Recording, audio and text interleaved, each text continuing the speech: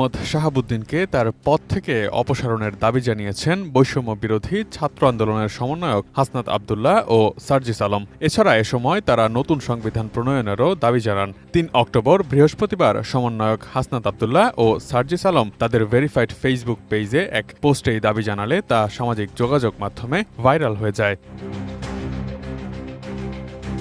পোস্টে তারা লিখেছেন, আওয়ামী লীগের বিচার, সংবিধান পুনর্লিখন, আওয়ামী দুর্নীতিবাজ আমলাদের পরিবর্তন, শেখ হাসিনার শাসনামলে করা অবৈধ সব চুক্তি বাতিল এবং চুপ্পুকে অনতিবিলম্বে রাষ্ট্রপতির পদ থেকে অপসারণ করতে হবে।